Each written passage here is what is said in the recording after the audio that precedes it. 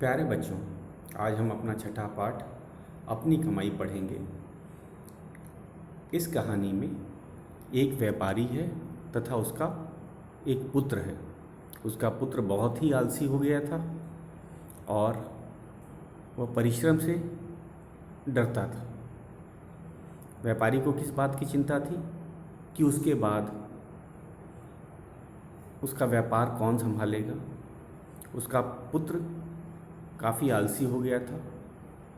उसे इस बात का चिंता थी कि उसका व्यापार और उसकी पूरी परिश्रम बेकार हो जाएगा अगर उसका पुत्र परिश्रम का महत्व नहीं समझता है। तो उसने क्या किया, हम इस पाठ में पढ़ेंगे। तो बच्चों, आज इस पाठ का पठन कराया जाएगा और व्याख्या किया जाएगा। ये हमारा 5वां पाठ है। पाठ का नाम है अपनी कमाई।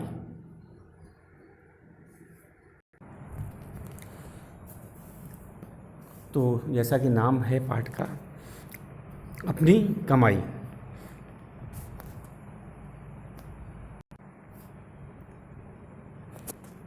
तो बच्चों, इस पाठ में अपनी कमाई जो पाठ का शीर्षक है, इसमें बताया गया है कि सबको अपनी कमाई या अपने परिश्रम से प्राप्त किया, अपने परिश्रम से प्राप्त की गई वस्तु अच्छी लगती है।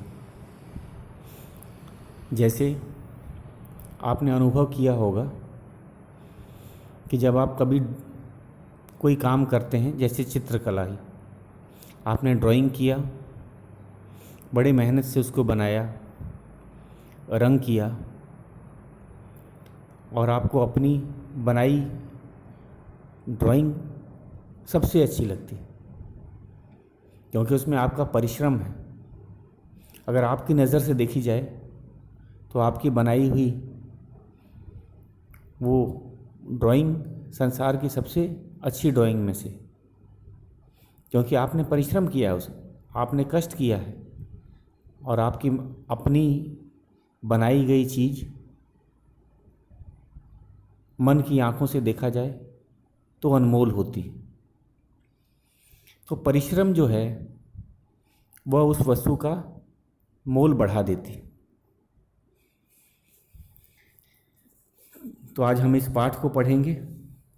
इसमें भी यही बात कही गई है कि जिसके लिए परिश्रम किया जाता है वो वाली वस्तु या वो धन हमें बहुत अच्छा लगता है। तो इसमें एक धनी व्यापारी और उसके पुत्र की कहानी है। धनी व्यापारी, उसने काफ़ी परिश्रम से बहुत सा धन कमाया था। अब उसका व्यापार वो बूढ़ा हो गया था। अब उसको चिंता सताने लगी कि उसका पुत्र उस व्यापार को कैसे चलाएगा। उसको क्यों चिंता सताने लगी? क्योंकि उसको पता था कि उसका पुत्र बहुत ही आलसी है। उसे पैसे का कोई मोल नहीं पता है, वह पैसे की कीमत नहीं जानता है। और जिस व्यक्ति को पैसे की कीमत या परिश्रम का महत्व नहीं पता होता है, वह पैसे को धीरे धीरे खर्च करता जाएगा या उसका महत्व नहीं समझेगा। और इस कारण से व्यापारी बहुत चिंता में था। उसको लगता था कि अगर पुत्र मेरा सही, अगर परिश्रम का महत्व नहीं समझ पाया तो उसकी पूरी मेहनत की कमाई धीरे धीरे ख़त्म हो जाएगी और अंत में उसका पुत्र भी गरीब हो जाएगा। क्यों? क्योंकि उसका जो पुत्र था आराम तलब और आलसी था। आराम तलब और आलसी, वह परिश्रम नहीं करना चाहता था। व्यापार को चलाने में भी परिश्रम करना पड़ता है और उसकी इच्छा भी नहीं थी कि वह मेहनत करे, परिश्रम करे, क्योंकि उसके पिता ने उसे बहुत समझाया था लेकिन उस पर असर नहीं होता था। उसके पिता बहुत दुखी रहते थे, सोचते थे कि मेरे बाद मैं तो बूढ़ा हो रहा हूँ, मेरे बाद ये व्यापार, मेरी पूरी मेहनत की पूंजी सब व्यर्थ हो जाएगी, क्योंकि मेरा लड़का परिश्रम के बारे में कुछ नहीं जानता, वह आलसी है, आराम तलब है, उसको मेहनत करने की इच्छा भी नहीं होती और न ही उसे मेहनत का कोई अभ्यास था। अभ्यास से ही, परिश्रम से ही कोई भी विद्या, चाहे वो व्यापार हो, चाहे पढ़ाई हो, चाहे किसी खेल में अच्छा खिलाड़ी हो, उसे परिश्रम करना पड़ता है, अभ्यास करना पड़ता है, तभी वह सफल हो सकता है। तो व्यापारी इसी कारण से काफ़ी चिंता में था। तो इस पाठ में हम पढ़ेंगे कि व्यापारी ने अपने पुत्र को सुधारने के लिए क्या किया। क्या वह अपने पुत्र को सुधार पाया? क्या उसके पुत्र को परिश्रम का महत्व समझ आया?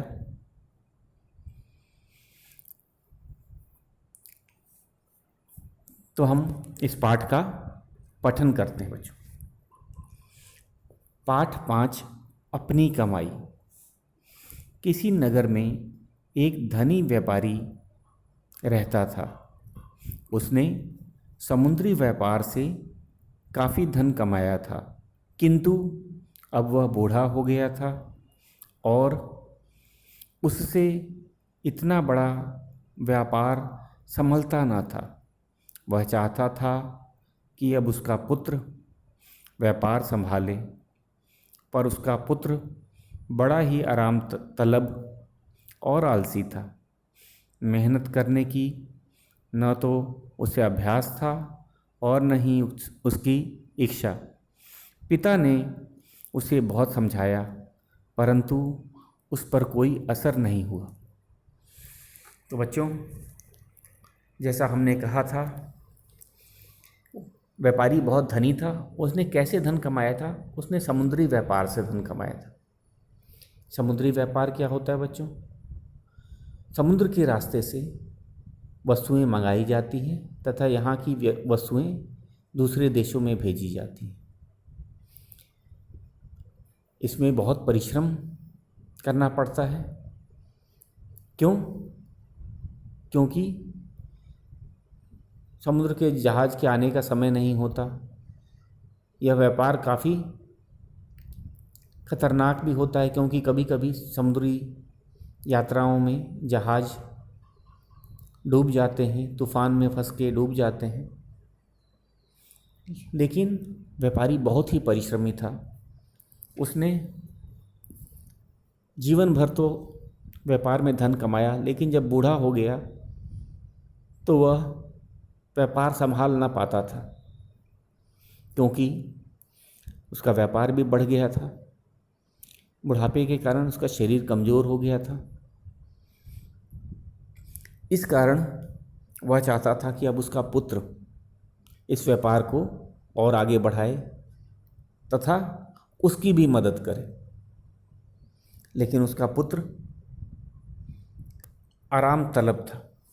तो एक कठिन शब्द हमने देखा बच्चों, आराम तलब, मतलब उसको आराम करना पसंद था। आराम तलब का अर्थ होता है जिसे आराम करना पसंद हो, और आलसी था। एक तो उसे कोई भी काम करने में बड़ा आलस आता था।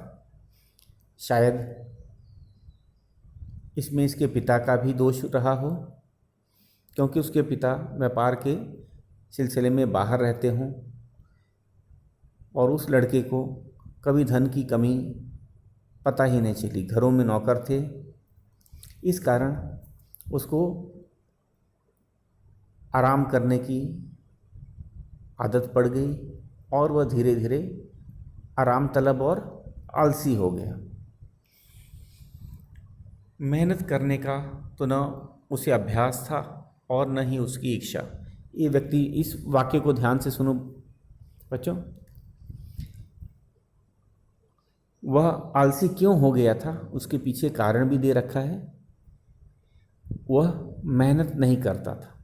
अभ्यास मतलब मेहनत का कभी भी अभ्यास नहीं किया था, और दूसरी बात है कि अभ्यास न होना, और एक उसकी इच्छा भी नहीं थी।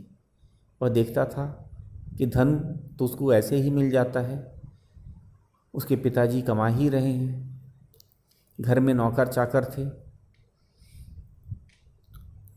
तो उसने कभी मेहनत भी नहीं किया था और न कभी मेहनत करने की उसकी खुद की इच्छा होती थी। और उसके पिता के समझाने पर भी उसे कोई असर नहीं हुआ। उसके पिता समझाते थे, बेटा व्यापार सीख लो, मेरे बाद आपको ही इस व्यापार को चलाना है, क्योंकि सबको कुछ ना कुछ तो काम करना ही होता है जीवन में। तो उसके पिताजी भी चाहते थे कि उनका व्यापार आगे चलता रहे और मेरा पुत्र भी तरक्की करे, कुछ नया काम सीखे तथा भविष्य में आत्मनिर्भर हो। तो केवल परिश्रमी और मेहनती ही व्यक्ति काम सीख सकते हैं। जो खुद आलसी हो, जो खुद आराम तलब हो, जिसको मेहनत करने का अभ्यास न हो और जिसकी इच्छा ही ना करे परिश्रम करने की, तो क्या वैसा आदमी सफल हो पाता है? नहीं। तो इस कारण से उनका पुत्र आलसी हो गया था और उसको आराम करना ही पसंद आता था, परिश्रम का उसे अभ्यास न था। आगे चलते हैं। एक दिन प्रातः काल व्यापारी ने अपने पुत्र को पास बुलाया और कहा, बेटा जाओ और आज कुछ कमा कर लाओ, वरना रात को भोजन नहीं मिलेगा। तो व्यापारी ने सोचा कि अपने पुत्र को कैसे समझाऊं, क्योंकि अब उनकी बात का उस पर कोई असर न होता था। तो उनसे ना रहा गया। उसने सोचा कि अपने पुत्र को मेहनत किसे कहते हैं बताया जाए, और धन कमाना कितना कठिन होता है ये भी बात बताई जाए। तो बताने से नहीं, उसको करके लाने के लिए कहा जाए तो ज़्यादा है, क्योंकि वह बता बता के परेशान हो गया था। उसका पुत्र उसकी बात सुनता था पर उस पर कोई असर ना होता था। तो इसने क्या किया, उसने प्रातः मतलब एक दिन सुबह सुबह उसको बुलाया और क्या कहा उसको कि बेटा जाओ आज कुछ कमा कर लाओ, वरना रात को भोजन नहीं मिलेगा। उन्होंने शर्त लगा दी कि आज आपको धन कमाना है।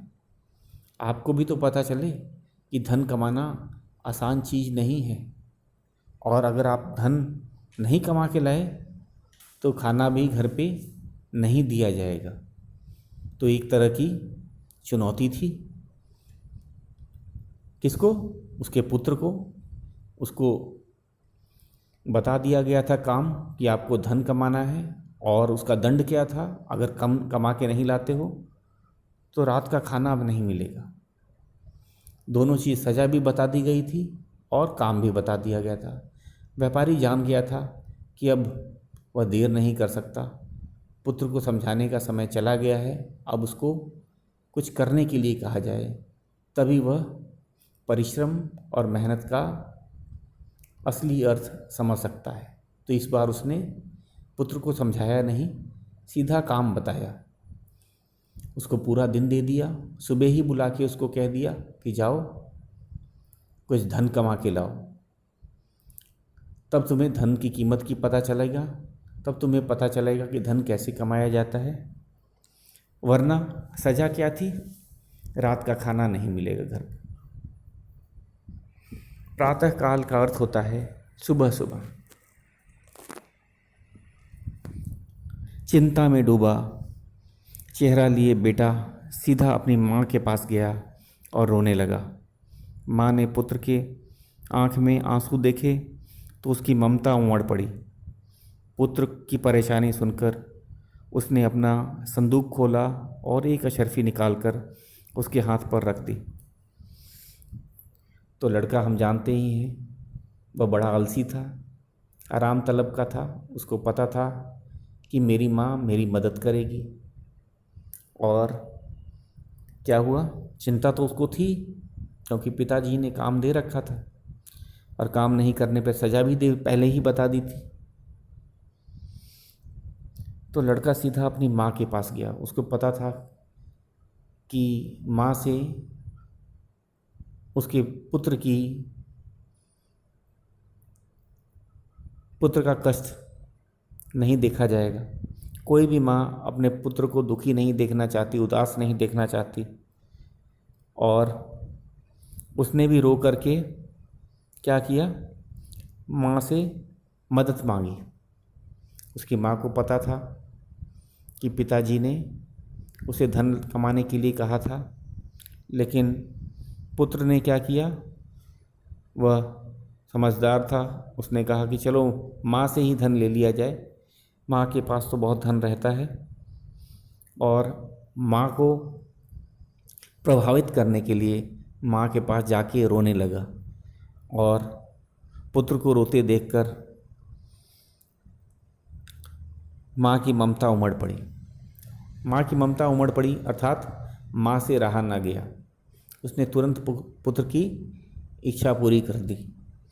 पुत्र की क्या इच्छा थी कि उसे धन मिल जाए, कुछ धन मिल जाए ताकि वह अपने पिता को दिखा सके और रात की सज़ा से बच सके। रात की सज़ा थी कि अगर तुम्हें खाना नहीं मिलेगा। तो उसने भी, माँ ने क्या की, माँ ने अपने संदूक खोला और एक अशर्फी निकाल कर हाथ पे रख दी। अशर्फी क्या होता है बच्चों? सोने का सिक्का। अशर्फी क्या होता है? सोने का सिक्का। तो माँ के पास तो धन था ही, उसने पुत्र को दे दिया और कहा कि चलो तुम्हारा तो अब तुम्हें चिंता की बात नहीं है, आप यही अशर्फी पिता को दे देना। रात को पिता ने पूछा, आज तुमने क्या कमाया? तो रात को फिर पिता और पुत्र मिलते हैं और जैसा शर्त था, पिता ने पूछा कि आज तुमने क्या कमाया, क्योंकि उन्होंने सुबह ही ये कह दिया था कि शाम तक आपको, रात तक आपको कमा के लाना है। तो पुत्र ने जेब से अशर्फी निकालकर पिताजी के सामने रख दी। पिता ने कहा, जाओ इसे कुएं में फेंक दो। तो जब पिता ने कहा कि क्या कमा के लाए हो, तो पिता ने वही अशर्फी जो माँ ने दी थी वो पिताजी के सामने रख दी। पिता ने कहा, जाओ इसे कुएं में फेंक दो। उसको समझ नहीं आया कि उसने पिताजी को अशर्फी दी। अशर्फी सोने का सिक्का होता है और पिताजी कह रहे हैं इसको फेंक दो। लड़का ना समझ पाया। लड़के ने बड़ी तत्परता से पिता की आज्ञा का पालन किया। उसने कोई सवाल नहीं पूछा, उसने पिता की आज्ञा जो थी वो किया। मतलब उसने सिक्का उठाया और कुएं में फेंक दिया। उसने सिक्के को कुएं में फेंक दिया।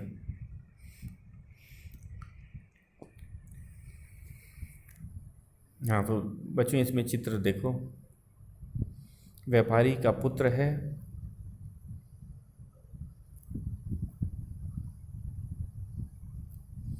हाँ ध्यान से देखो, व्यापारी का पुत्र है, माँ के अशर्फी देने पे काफ़ी खुश लग रहा है और माँ से भी अपने शायद पुत्र का दुख नहीं देखा गया और वे अपने पुत्र को एक अशर्फी दे रही हैं हाथ में और पुत्र भी बड़े प्यार से उसको ले रहा है।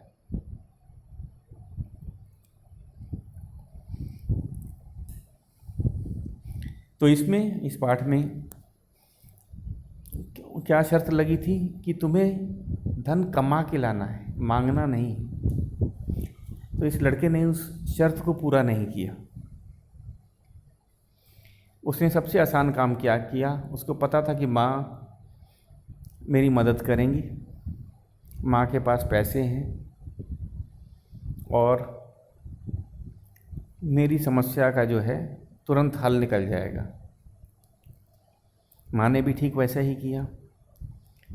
पुत्र को रोता हुआ उनसे नहीं देखा गया। उन्होंने फटाफट पुत्र की मदद की। कैसे मदद की? एक अशर्फी देकर। और पुत्र को क्या चाहिए था? पिताजी को देने के लिए धन मिल गया, वो भी खुश है। उसने फटाफट उसको ले लिया।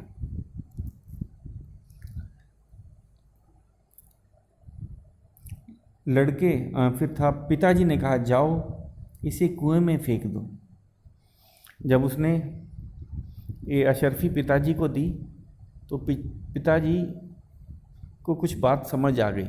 वो काफ़ी बुजुर्ग थे, उन्होंने दुनिया देखी थी, इसीलिए उन्होंने कुछ सोचे बिना ही कहा पुत्र को, जाओ पुत्र इस अशर्फी को कुएं में फेंक दो। लड़का आश्चर्यचकित तो था ही, उसको समझ भी नहीं आ रहा था कि क्या करे।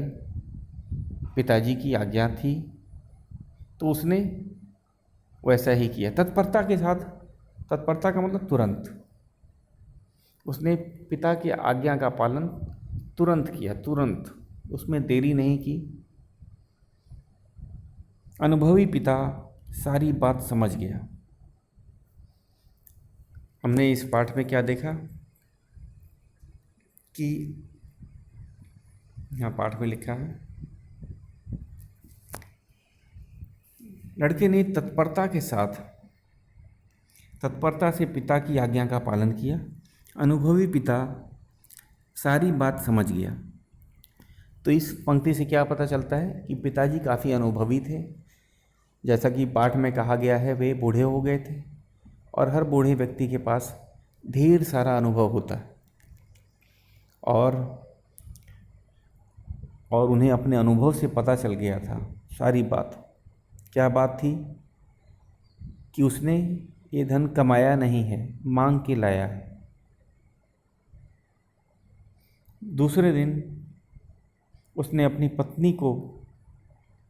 पत्नी से पुत्र को अशर्फी देने से मना कर दिया। अनुभवी पिता को पता चल गया था कि सोने का सिक्का जो है वो ज़रूर उसकी पत्नी ने ही दिया होगा। तो उसने अपनी पत्नी को बुला के कह दिया कि आपको मेरे पुत्र की मदद नहीं करनी है और अगले दिन आप फिर से अशर्फी उसे मत दीजिएगा। तो ये बात किसने बताई थी बच्चों? इसको व्यापारी के अनुभव ने बताई थी।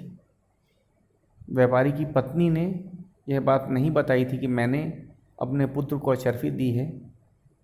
व्यापारी को अपने अनुभव से पता चल गया था कि सोने का सिक्का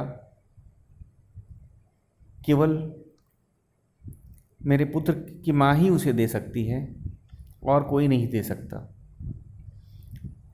और वह कारण भी समझ गया था कि माँ से अपने पुत्र का कष्ट नहीं देखा गया और माँ की ममता उमड़ गई पुत्र को रोते हुए देखकर।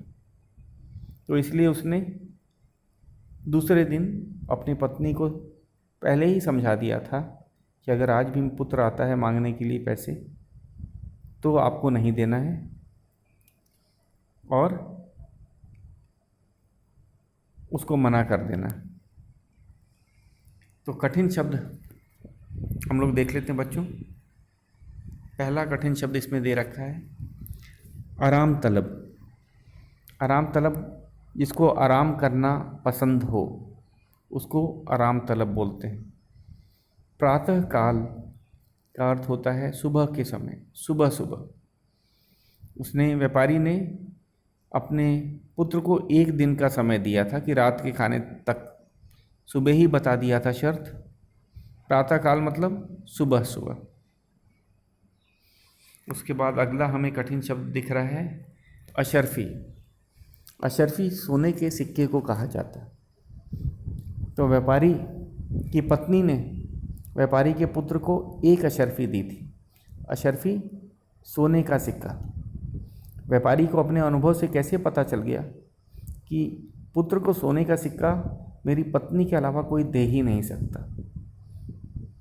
कोई भी उसके पुत्र को सोने का सिक्का नहीं दे सकता सिवाय व्यापारी की पत्नी की, क्योंकि सब लोग जानते थे व्यापारी का पुत्र आलसी है और कोई किसी आलसी व्यक्ति को क्यों पैसा देगा, क्यों सोने का अशर्फी देगा। इसीलिए व्यापारी को सब साफ पता चल गया था कि उसकी पत्नी ने ही मदद की है। और कैसे उसे पता चला? पिता ने अपने अनुभव से भी पता लगाया। अब जब अपने पुत्र को कहा कि जाओ सिक्के को, सोने के सिक्के अशर्फी को कुएं में फेंक दो, तो पिता की आज्ञा को पुत्र ने तुरंत मान लिया। इसका अर्थ है कोई भी अपनी खुद की कमाई वस्तु को उतनी आसानी से नहीं फेंक सकता। जिस चीज़ के लिए किसी व्यक्ति ने परिश्रम किया हो उस चीज़ को उतनी आसानी से नहीं फेंक सकता। तो व्यापारी को कैसे पता चला? पुत्र की तत्परता। पुत्र ने तुरंत ही उसकी आज्ञा का पालन किया बिना किसी विरोध के। उसने नहीं पूछा क्यों पिताजी, कुएं में फेंकने से क्या होगा, ये धन तो बेकार चला जाएगा। लेकिन वो पुत्र को वह धन बिना परिश्रम के मिला था, इसीलिए वह एक अशर्फी की कीमत तो जानता नहीं था। उसको लगा कि अब तो भाई पिताजी की आज्ञा का पालन हमें करना है, और तुरंत उसने सोने की अशर्फी कुएं में फेंक दी। कुएं में फेंकते ही पिता को पता चल गया कि ये मेरे लड़के ने मेरे शर्त का पालन नहीं किया है, उसने ये धन कमाया नहीं। क्योंकि शर्त क्या थी कि जाओ पुत्र कुछ धन कमा कर लाओ। ठीक है, कुछ कमा कर लाने के लिए बोला था, मांगने के लिए नहीं। और मांगते ही पिता की शर्त टूट जाती थी। और उन्होंने अनुभव से ही पता लगा लिया, अनुभव से, कि पुत्र ने जितनी तत्परता से तुरंत अशर्फी को कुएं में फेंका, बिना किसी झिझक, बिना संकोच के, तो पिता को पता चल गया कि ये उसकी कमाई नहीं है। क्योंकि कोई भी व्यक्ति अपनी कमाई को इतनी आसानी से बर्बाद नहीं कर सकता, फेंक नहीं सकता।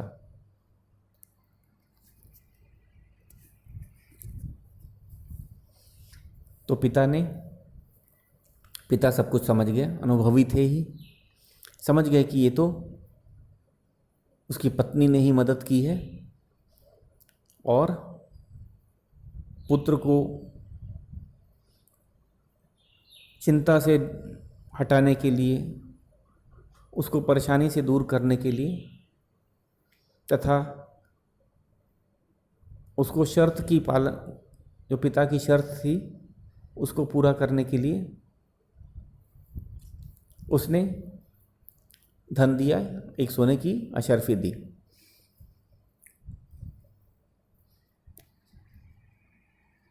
इस कारण उसने दूसरे दिन अपनी पत्नी को पहले ही सचेत कर दिया था कि आज आपको नहीं देना है। अगर वह आपके पास धन की मांग करता है तो आपको कोई अशर्फी नहीं देनी है। मुझे पता चल गया है कि आपने कल दिया था। कारण क्या था? उसकी तत्परता से अशर्फी को पानी में फेंक देने से पता चला। कोई भी व्यक्ति अपनी परिश्रम की कमाई चीज़ को व्यर्थ नहीं करता है, फेंकता नहीं।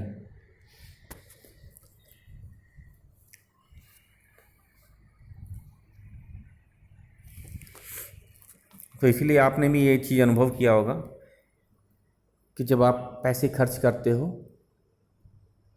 तो आपके पिता या माँ आपको टोकती है कि पैसे को ध्यान से खर्च करना चाहिए, ज़रूरत के हिसाब से खर्च करना चाहिए, व्यर्थ नहीं करना चाहिए, क्योंकि धन परिश्रम से ही कमाया जाता है। ये आपने अनुभव किया होगा, जब आप पैसे लेके जाते हो तो माँ एक बार बोलती ही है कि इसको ध्यान से खर्च करना, रखना, ताकि ये व्यर्थ ना हो, क्योंकि परिश्रम की कमाई व्यर्थ होने पे सबको बुरा लगता है। तो बच्चों, ये थी हमारा 5वां पाठ, अपनी कमाई। इसका शेष भाग हम लोग कल करेंगे। आपको इसका 1 पेज सुलेख लिखना है। आपका गृह कार्य क्या है? पाठ 5 अपनी कमाई, उसका 1 पेज आपको सुलेख लिखना है, बस 1 ही पेज। सुलेख का अर्थ होता है सुंदर लेख। हैंड राइटिंग प्रैक्टिस होती रहनी चाहिए। तो आज के लिए इतना ही, शेष हम लोग कल पढ़ेंगे। आज के लिए इतना ही, धन्यवाद।